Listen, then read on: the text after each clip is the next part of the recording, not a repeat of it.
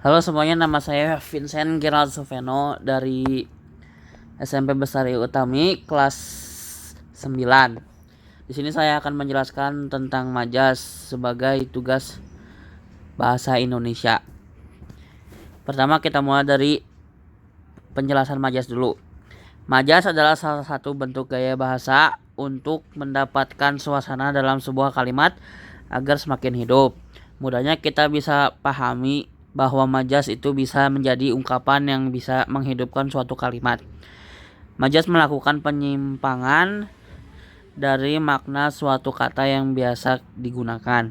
Dan majas juga ada macam-macamnya. Contoh majas yang pertama yaitu metafora. Metafora disebut sebagai gaya bahasa perbandingan langsung karena tidak mempergunakan kata-kata pembanding. Contoh majas metafora yaitu anak itu dikenal sebagai kutu buku di kelasnya dan selalu saja ada kambing hitam dalam setiap masalah. Contoh majas kedua adalah majas personifikasi. Majas personifikasi adalah majas yang mengibaratkan sifat manusia ke dalam benda-benda atau makhluk di luar manusia.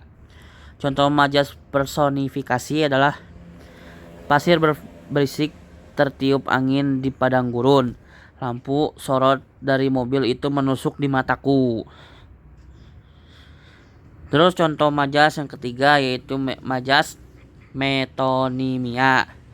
Majas ini menyatakan suatu hal dengan memakai kata lain yang punya berkaitan.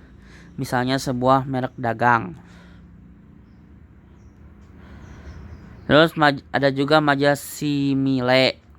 Majas yang ini perumpamaan yang digunakan untuk menggambarkan suatu keadaan dengan mengkomparasikan pada suatu hal lainnya. Contohnya, kulitnya seperti salju adik cantik Mbak Puri.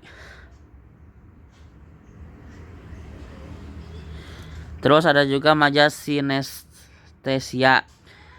Majas sinestesia adalah gaya bahasa yang mengungkapkan rasa dari suatu indera pada objek atau konsep tertentu dan disangkutkan dengan indera lainnya. Contohnya, dengan teliti kakak mengendus setiap mangga dalam keranjang dan memilih yang berbau manis. Bau indera penciuman, manis adalah indera pengecapan.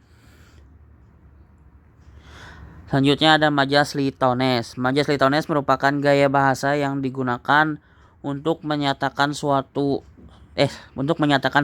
dengan tujuan merendahkan diri. Contohnya, biar saya saja yang membayarnya, nilainya tak seberapa jika dibandingkan dengan jasa Anda. Terus yang terakhir ada majas hiperbola. Majas hiperbola adalah majas yang mengandung suatu pernyataan yang berlebihan atau membesar-besarkan suatu hal. Contohnya, sampah-sampah di kota Jakarta itu bertumpuk setinggi gunung. Udah deh, beres. Terima kasih.